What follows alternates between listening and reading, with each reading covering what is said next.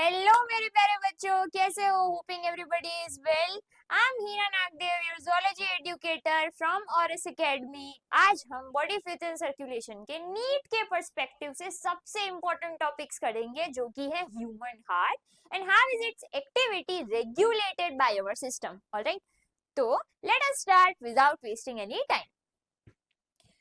अगर हम इंसान का दिल एक्सटर्नली देखेंगे बच्चों, तो भी हमें इंसानों के हार्ट में 4 चैम्बर एक्सटर्नली भी विजिबल होंगे। अभी हम 10th स्टैंडर्ड से पढ़ते आ रहे हैं कि ह्यूमन हार्ट 4 चैम्बर वाला होता है। Right atrium, left atrium, right ventricle, left ventricle, ये होता है।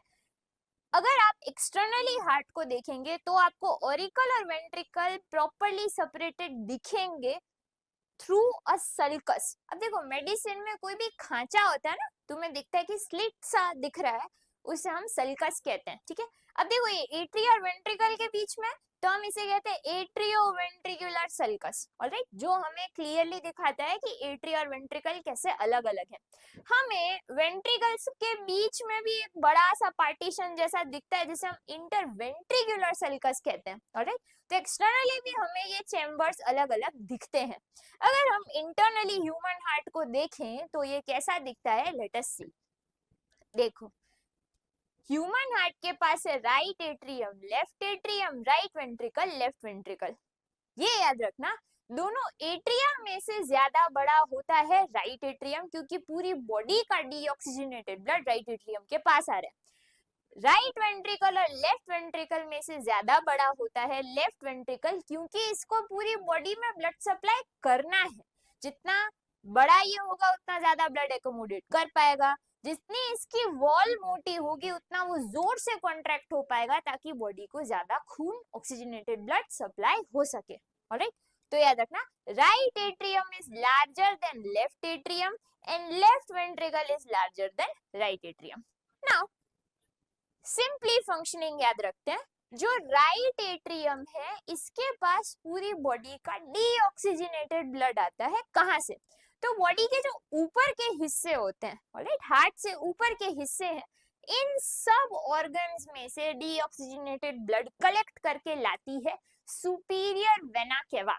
ठीक है, नीट में इसका दूसरा ऑल्टरनेटिव नेम भी पूछा गया है, इसे प्री केवल वेन भी कहते हैं। ऑलराइट, वापस, बॉडी के अपर मोस्ट पोर्शन से जो डीऑक्सीजनेटेड ब्लड कलेक्ट करके लाती है, उस वेन का नाम है superior vena cava, also known as precaval when.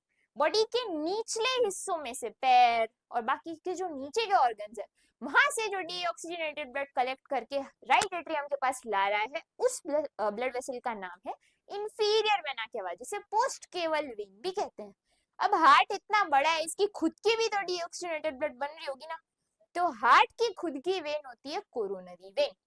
Alright, तो वापस बच्चों याद रखना, राइट एट्रियम के पास 3 ब्लड वेसल्स डीऑक्सीजनेटेड ब्लड ला रही है। कौन कौन? सुपीरियर वेना केवा, इंफीरियर वेना केवा और कोरोनरी वेन। इसका नाम प्री केवल, इसका नाम पोस्ट केवल है। ऑलराइट, इनके ऑल्टरनेटिव नेम्स नीट में पूछे गए हैं, इसलिए बच्चों याद रखना। अब इनकी ओपनिंग वाल्व्स से प्रिवेंट होती है। वाल्व्स मांझेगा, तुम ये समझना कि जब राइट एट्रियम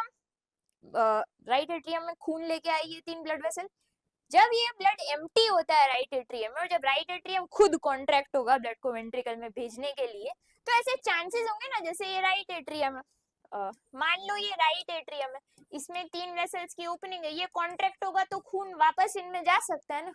तो ऐसा ना हो, इसलिए इनके पास वाल्व्स होते हैं, हेवर्जियन, यूस्टेचियन और थिबेशियन। ऑल्दो इस पार्ट में से नीट में जनरली क्वेश्चन नहीं आता है, जब इनके नाम वाला क्वेश्चन तो आज तक नहीं आया, बट हाँ ये जरूर याद रखना कि वाल्व्स से इनकी ओपनिंग गार्डेड होती है। Now I hope that is clear to my dear dear बच्चे। राइट एट्रियम के पास डीऑक्सीजनेटेड ब्लड आता है इन 3 ब्लड वेसल से। यहां से जब राइट एट्रियम कॉन्ट्रैक्ट होता है तो ये खून जाता है राइट वेंट्रिकल में। ठीक है, किसके थ्रू? तो ट्राइकस्पिड वाल्व के थ्रू। ट्राइकस्पिड, 3 कस्प वाला। तो मैं इसको अगर इस लोकेशन से ऊपर से देखूं ना, तो बच्चों मुझे ऐसा दिखेगा कि 3 कस्प है, और देयर आर 3 कस्प जो कि बैकफ्लो प्रिवेंट करेंगे। बैकफ्लो क्यों प्रिवेंट करेंगे? तो देखो, हमने जो डायग्राम ड्रॉ किया है, इसमें आप इसकी वॉल देखो और इसकी वॉल देखो, वेंट्रिकल की वॉल ज्यादा मोटी है, है ना। वॉल मोटी है मतलब तो ये ज्यादा जोर से कॉन्ट्रैक्ट होगा। अगर ये ज्यादा जोर से कॉन्ट्रैक्ट होगा तो देयर आर चांसेस कि इसका खून जो दूसरे ऑर्गन में जाना चाहिए, मतलब लंग्स में जाना चाहिए बेसिकली ऑक्सीजनेट होने के लिए, उसकी जगह वो राइट एट्रियम में वापस भी तो री एंटर कर सकता है, पर ऐसा नहीं होने देता है कौन, ट्राइकस्पिड वाल्व। ये बैकफ्लो ऑफ ब्लड को प्रिवेंट करता है इनटू द राइट एट्रियम। अब बच्चों मेरी बात ध्यान से सुनना, राइट और लेफ्ट वेंट्रिकल जब कॉन्ट्रैक्ट होते हैं तो ये बहुत फोर्स से कॉन्ट्रैक्ट होते हैं, स्पेशली द लेफ्ट वेंट्रिकल तो बहुत जोर से कॉन्ट्रैक्ट होता है। हम कभी नहीं चाहेंगे कि खून वापस एट्रिया में जाए, तो ऐसा प्रिवेंट करने के लिए वाल्व्स तो हैं, एट्रियो वेंट्रिकुलर वाल्व्स तो हैं, लेकिन मेरे प्यारे बच्चों ये खास याद रखना और भी एक स्ट्रक्चर है जिससे नीट में क्वेश्चन आया, अभी मैं बताऊंगी कैसे। देखो ये जो वेंट्रिकल अंदर की वॉल है ना, वेंट्रिकल की अंदर की वॉल ये ऐसे फोल्डेड है, ठीक है। ऐसा फोल्डिंग जो फोल्डेड स्ट्रक्चर होता है इसको हम कहते हैं कॉलमनी कार्नी, ठीक है। ऐसा क्यों कहते हैं हम, ये फोल्डिंग से क्या होगा, ये फोल्डिंग्स से सरफेस एरिया बढ़ जाता है ज्यादा खून एकोमोडेट करने के लिए, ऑलराइट। इनके ऊपर मैंने जो पिंक कलर से ड्रॉ किए हैं वो तुम्हें मसल्स दिख रहे होंगे, इनको कहते हैं papillary muscle, right. Papillary muscles से कॉर्डी टेंडिनी अटैच्ड होती है, एक साइड से पेपिलरी मसल से अटैच्ड होती है और एक साइड से एट्रियोवेंट्रिकुलर वाल्व से अटैच्ड होती है। जब वेंट्रिकल कॉन्ट्रैक्ट होगा, ठीक है, तो ये वाल्व पे कितना प्रेशर आएगा, वो तो ऊपर की तरफ जाएगा ना। ऐसा हुआ बच्चों तो ये जो राइट वेंट्रिकल है जिसका खून जाना चाहिए था लंग्स के पास, वो तो वापस एट्रियम में जाएगा, है ना। ऐसा ना हो इसलिए कॉर्डी टेंडिनी खींच के रखती है हमारे ट्राइकस्पिड वाल्व को, जो राइट एट्रियम और राइट वेंट्रिकल के बीच में प्रेजेंट होता है। तो वापस याद रखना, राइट एट्रियम और राइट वेंट्रिकल के बीच में ट्राइकस्पिड वाल्व होता है, ऑलराइट। अब इससे नीट में कैसे क्वेश्चन आता है कि आपको ऐसा पूछा जाता है कि if the chordae tendineae of right ventricle get damaged blood supply to dash will be affected. अगर मेरी कॉर्डी टेंडिनी राइट साइड की डैमेज हो गई तो मेरा खून कहाँ नहीं पहुंच सकता है, तो the answer will be lungs, ठीक है। राइट वेंट्रिकल जब कॉन्ट्रैक्ट होता है तो खून कहाँ जा रहा है, लंग्स के पास। अब किसके थ्रू जा रहा है, पल्मोनरी आर्टरी के थ्रू जा रहा है, ठीक है। अब ये भी हम 10th स्टैंडर्ड से पढ़ते आ रहे होंगे कि आर्टरी हर वो ब्लड वेसल होती है जो हार्ट से खून को दूर लेके जाती है, इसके पास जनरली ऑक्सीजनेटेड ब्लड होता है, लेकिन ये एक्सेप्शन है, पल्मोनरी आर्टरी है हमारा एक्सेप्शन, इनके पास डीऑक्सीजनेटेड ब्लड है।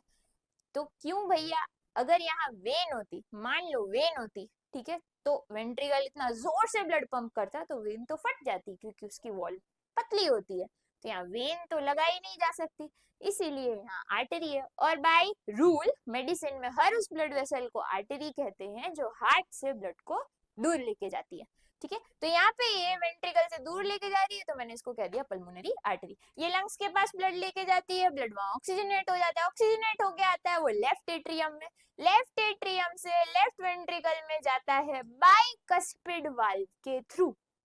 Left ventricle is larger than right ventricle. Left ventricle जब कॉन्ट्रैक्ट होता है तो खून जाता है एओर्टा में और एओर्टा से पूरी बॉडी में डिस्ट्रीब्यूट होता है। तो वापस याद रखना, राइट एट्रियम राइट वेंट्रिकल के बीच में tricuspid valve, left atrium left ventricle के बीच में बाइकस्पिड वाल्व। पर मैम आपने ये तो समझाया कि वेंट्रिकल से बैकफ्लो वापस एट्रिया में ना हो उसके लिए तो एट्रियोवेंट्रिकुलर वाल्व्स हैं, पर व्हाट अबाउट पल्मोनरी आर्टरी और एओर्टा के बीच के वाल्व्स, तो इनके पास सेमी ल्यूनर वाल्व्स होते हैं, आधे चंद्र जैसे वाल्व्स। ये भी थोड़ा हल्का हल्का सा स्ट्रक्चर देखे तो ऐसे ही दिखते हैं। तो semi lunar valves right ventricle से जो खून पल्मोनरी आर्टरी में जाता है उसको गार्ड करते हैं, सिमिलरली लेफ्ट वेंट्रिकल से जो खून एओर्टा में जाता है उसको भी गार्ड करते हैं, राइट। इन दोनों को सेमी ल्यूनर वाल्व्स कहेंगे। वापस अगर मैं क्वेश्चन रिफ्रेश करके पूछूं कि लेफ्ट वेंट्रिकल के कॉर्डी टेंडिनी डैमेज हो जाए तो ब्लड सप्लाई कहाँ अफेक्ट होगा, तो पूरे बॉडी पार्ट्स को ऑक्सीजनेटेड ब्लड नहीं मिलेगा। Easy, alright. तो I hope this much is clear. अब हार्ट का मस्क्यूलेचर देखते हैं। तो देखो हार्ट की जो सबसे अंदर वाली लेयर है ना इसको एंडोकार्डियम कहते हैं, endocardium is folded in the form of columnae carneae. ऐसा क्यों? ताकि सरफेस एरिया बढ़ जाए और ज्यादा खून एकोमोडेट हो सके। हार्ट के बीच वाले स्ट्रक्चर, जो मोटा मोटा सा स्ट्रक्चर दिख रहा है, इससे मायोकार्डियम कहते हैं। MYOCARDIUM। मायो म्हणजे मसल, कार्डिया माने हार्ट। तो ये है मस्कुलर लेयर जो कार्डियक मसल से बनी हुई होती है। बाहर वाली लेयर को कहते हैं एपिकार्डियम। ऑलराइट, ये हार्ट की खुद की वॉल है। अब हार्ट की प्रोटेक्टिव वॉल भी होती है। हार्ट की जो प्रोटेक्टिव वॉल होती है उसे हम पेरिकार्डियम कहते हैं। अब मेरी बात बच्चों ध्यान से याद रखना। अपन एनिमल किंगडम में पढ़ते हैं कि सीलोम क्या होता है? एक्टोडर्म और एंडोडर्म के बीच की स्पेस जो मेसोडर्म बनाता है। तो जब अपन एम्ब्रियोनिक स्टेज में मम्मी के वूम में ग्रो हो रहे होते हैं, तब तो सिंपली एक्टोडर्म और एंडोडर्म के बीच में एक मेसोडर्म होता है जिसके बीच में सीलोम है। लेकिन जब हम बड़े होते जाते हैं, ये सीलोम अलग अलग ऑर्गन में जाके मॉडिफाई हो जाता है। यही सीलोम हार्ट के पास आ जाके बन जाता है pericardial layer. This is nothing but modified coelom. अब क्या होता है देखो, अगर हम पेरिकार्डियल लेयर्स को देखें तो ये जो ऑरेंज कलर से मैंने मार्क किया है बच्चों, उसे हम आउटर फाइब्रस पेरिकार्डियम कहते हैं। ये कोलाजिनस फाइबर्स से और इलास्टिक फाइबर्स से बनता है, जिससे थोड़ी फ्लेक्सिबिलिटी और थोड़ी रिजिडिटी मिलती है। जो इंटरनल लेयर है, ये जो ब्लू से मार्क करा है, इसे इनर सीरस पेरिकार्डियम कहते हैं। देखो, सीरस का मेडिसिन में मतलब होता है एनीथिंग जो एक फ्लूइड प्रोड्यूस कर रहा है। ऑलराइट, तो ये दोनों लेयर्स के बीच में पेरिकार्डियल फ्लूइड प्रोड्यूस होता है, जो यही दोनों लेयर्स प्रोड्यूस करती है। फॉर लाइफ याद रखना, इनर सीरस लेयर में भी तुम्हें दो लेयर दिख रही होंगी, अंदर वाली और बाहर वाली। देखो, तुम्हारी बॉडी में बहुत सारे सॉफ्ट ऑर्गन्स है, लंग्स हो गए, हार्ट हो गया, सब सॉफ्ट ऑर्गन्स है। सॉफ्ट ऑर्गन्स को विसरल ऑर्गन्स भी कहते हैं। तुम्हारा गट हो गया, लंग्स हो गए। सॉफ्ट ऑर्गन्स के इमीडिएटली बाद हो ना, इमीडिएटली बाद वाली लेयर कोई सी भी, उसे हमेशा विसरल लेयर कहते हैं, और जो उससे दूर है उसे पेराइटल लेयर कहते हैं। तो इनर सीरस पेरिकार्डियम की दो लेयर हो गई, inner visceral layer, outer parietal layer, जिसके बीच में पेरिकार्डियल फ्लूइड भरा हुआ होता है।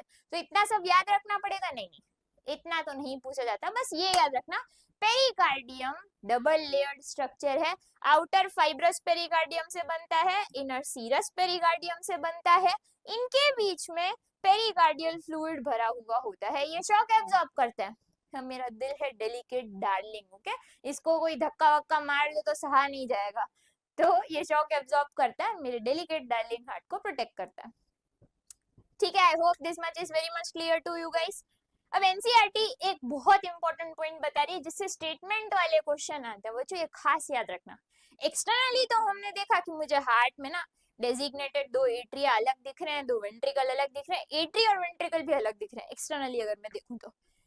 इंटरनली भी बाइफरकेटेड है, जाहिर सी बात है। तो दो एट्रिया के बीच में जो उनको डिस्टिंग्विश करने वाली लेयर होती है, इसे इंटर एट्रियल सेप्टम कहते हैं। वेरी सॉरी, इसे इंटर एट्रियल सेप्टम कहते हैं। ठीक है, इंटर एट्रियल सेप्टम थिन और मस्कुलर होता है, ये पतला है, मस्कुलर और कंडक्टिंग है। मतलब राइट एट्रियम से झटका या कुछ भी चीज तुरंत लेफ्ट एट्रियम में कंडक्ट हो सकती है, कंडक्टिंग है। कैसा है याद रखना, पतला है और मस्कुलर है।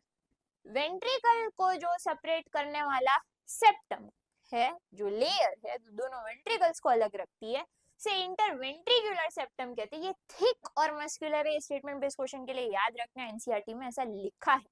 ठीक है, थिक और मस्कुलर है।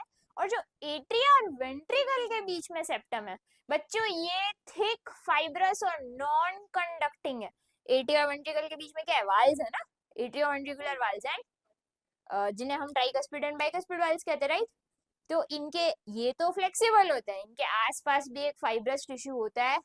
ये वाल्स और ये टिश्यू कंप्लीटली नॉन कंडक्टिंग होता है। मतलब एट्रिया का झटका सीधा सीधा वेंट्रिकल में नहीं आ सकता। पर झटके की क्या जरूरत है बच्चों? फॉर लाइफ याद रखना, कोई सा भी मसल हो तुम्हारा, स्केलेटल, स्मूथ, कार्डियक, ये लोग तो ही कॉन्ट्रैक्ट हो सकते हैं बेसिकली अगर इनको इलेक्ट्रिकल इंपल्स या झटका मिले। मैंने अपने लास्ट वीडियो लेक्चर में बताया था, हार्ट के पास ये इलेक्ट्रिकल झटका जनरेट करने का खुद का पावर होता है, उसको न्यूरल सिस्टम की जरूरत नहीं होती है। ह्यूमन हार्ट की बात करें अगर हम तो तो याद रखना एट्रिया के बीच से ये इम्पल्स एक एट्रिया से दूसरे एट्रिया में जा सकता है, वेंट्रिकल से डायरेक्टली नहीं जाता, पर यहाँ ऐसा टिश्यू प्रेजेंट होता है, इंटरवेंट्रिकुलर सेप्टम में ऐसा टिश्यू प्रेजेंट होता है जिससे ये झटका फैल रहा है पूरे वेंट्रिकल में। पर अगर मैं एट्रियोवेंट्रिकुलर सेप्टम की बात करूं, एट्रिया और वेंट्रिकल के बीच का सेप्टम, उसमें ऐसा कंडक्टिंग टिश्यू नहीं है। ठीक है, ये खास याद रखना। थिक है, फाइब्रस है, फाइब्रस है मतलब कोलाजिनस फाइबर्स और इलास्टिक फाइबर्स से बना है, और नॉन कंडक्टिंग है। ये खास याद रखना स्टेटमेंट बेस्ड क्वेश्चंस के लिए ना। ह्यूमन हार्ट की बात करें तो कैसा है भैया, मीजोडर्मल है, मतलब मीजोडर्म जर्म लेयर से बना है। जर्म मतलब माँ जो जन्म दे, ठीक है, तो ये मीजोडर्म जर्म लेयर से बना है। क्लेंच फिस्ट, मैंने अपनी मुट्ठी को ऐसे बंद कर लिया, उतनी सी साइज होती है। ऑल्दो ये कंप्लीटली फॉल्स आइडिया, आप एमबीबीएस में जाकर पढ़ोगे, बच्चे का दिल क्लेंच फिस्ट जितना होता है, हमारा नहीं, ये वेरी करता है लोगों में, बट एनीवे एनसीईआरटी कहती है तुम मान लो। It is slightly tilted towards left, correct, वो थोड़ा सा झुका हुआ होता है, लेफ्ट मुंडी इसकी झुकी हुई होती है।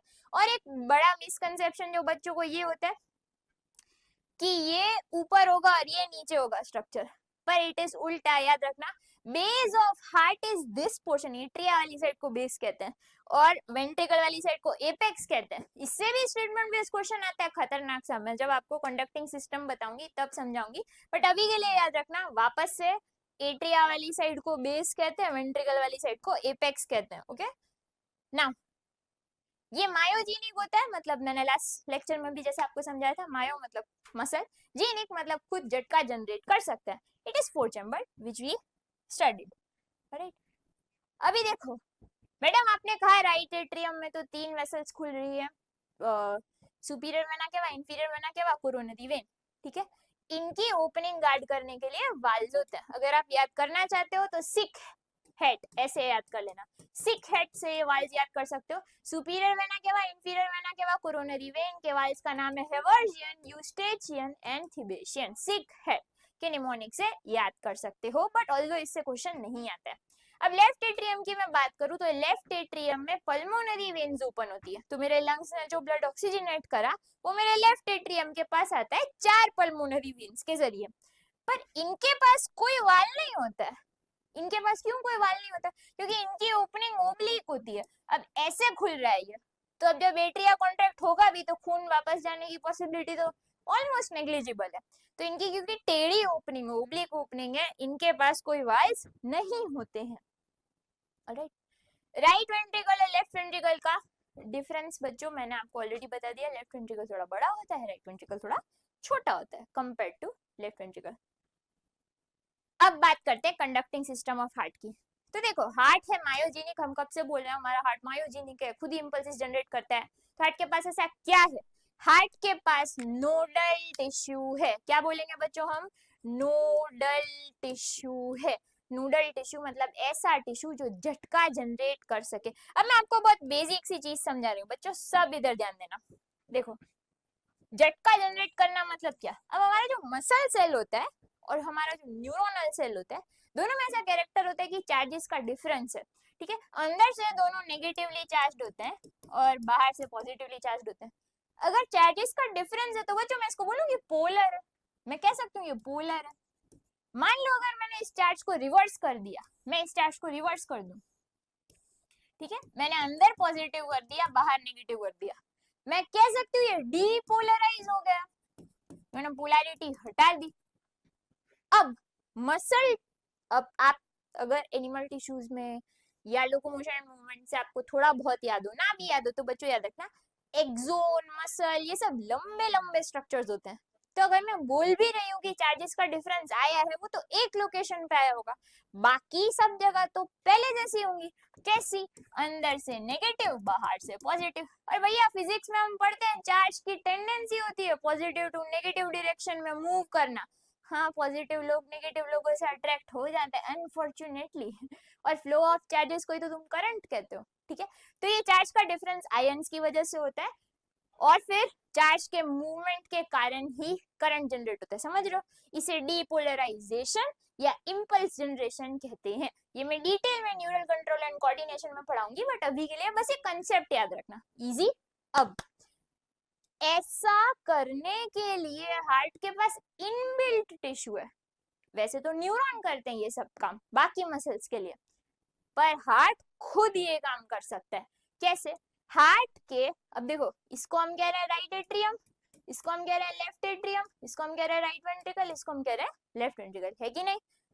अब वापस इसको याद रखना, क्या कहते हैं? बेस, इसको क्या कहते हैं? एपेक्स। अब मेरे प्यारे बच्चों इधर देखना, पोजीशनिंग से भी स्टेटमेंट वाला क्वेश्चन आता है, ठीक है? ये राइट एट्रियम है, मेडिसिन में मैं उल्टा मानती हूँ, मैं तो मिरर इमेज देख रही हूँ हार्ट की। ये मेरा राइट एट्रियम है, राइट एट्रियम के अपर राइट कॉर्नर पे, कहाँ याद रखना? अपर राइट कॉर्नर पे साइनोएट्रियल नोड होता है। ये साइनोएट्रियल नोड इंपल्सेस जनरेट करता है, सबसे ज्यादा ये इंपल्सेस जनरेट करता है। तो देखो बच्चों, मेरी हार्ट रेट एनसीईआरटी कहती है 75 बीट्स पर मिनट है, 70 to 75 बीट्स पर मिनट है average, NCERT says it is 72 beats per minute. Okay, तो ऐसा क्यों? ये 70 to 75 टाइम्स झटका जनरेट करता है, इसलिए मेरा दिल भी 70 to 75 टाइम्स ही धड़कता है। ओके, तो जितनी बार ये डीपोलराइज होगा उतनी बार मेरा दिल धड़केगा। समझ में आया? तो इस कारण से इसको हम पेस मेकर कहते हैं, दिल का गति बनाता है ये दिल की। ये जितनी बार डीपोलराइज होगा उतनी बार मेरा दिल धड़केगा। राइट, अब एनसीईआरटी कह रही है 72 बीट्स पर मिनट होता है, एमबीबीएस में जाकर पढ़ोगे ऐसा नहीं होता है। जो बच्चे होते हैं उनकी naturally heart rate 100 beats per minute, कभी कभी 120 बीट्स पर मिनट तक भी होती है। मेरी उम्र तक जब आ जाते हैं तब तक हार्ट रेट बहुत लो हो जाती है, और अगर ओल्ड एज पे आए तो 50 to 60 बीट्स पर मिनट भी हो जाती है। Alright, which is okay, which is normal, which age घटती जाती है हार्ट रेट। खैर बच्चों, तो देखना ये है साइनोएट्रियल नोड, कहाँ प्रेजेंट है? याद रखना राइट एट्रियम के अपर राइट कॉर्नर पे, जो झटका जनरेट कर रहा है, इसलिए दिल भी उतनी ही बार धड़क रहा है, इसलिए इसको हम कहते हैं पेस मेकर ऑफ हार्ट। ये इंपल्स देता है, पहले तो सीधा लेफ्ट एट्रियम को दे देगा। अब ये याद रखना, ऐसा तो होगा नहीं मेरा राइट एट्रियम कॉन्ट्रैक्ट हो जाए, लेफ्ट एट्रियम को बोले तू तेरा देख ले, मैं तो कॉन्ट्रैक्ट हो रहा हूँ, है ना? दोनों साथ ही कॉन्ट्रैक्ट होंगे। तो ऐसा कैसे? एनिमल टिश्यूज में आपने पढ़ा होगा कि गैप जंक्शंस होते हैं कार्डियक मसल्स के बीच में, है ना? नहीं पढ़ा है तो याद कर लेना, इन गैप जंक्शंस को कहते हैं इंटरकैलेटेड डिस्क, नहीं तो मैं एनिमल टिश्यूज की क्लास में पढ़ाऊंगी। तो राइट एट्रियम से इंपल्स सीधा लेफ्ट एट्रियम में चला जाता है थ्रू दिस गैप जंक्शंस। अब बात है वेंट्रिकल तक जाने की, तो वेंट्रिकल तक जाने के लिए मेहनत है भैया। कैसे? तो साइनोएट्रियल नोड से इंपल्स जाएगा एट्रियोवेंट्रिकुलर नोड के पास, जिसे हम एवी नोड कहेंगे, राइट एट्रियम के लोअर लेफ्ट कॉर्नर पे प्रेजेंट है एट्रियोवेंट्रिकुलर नोड।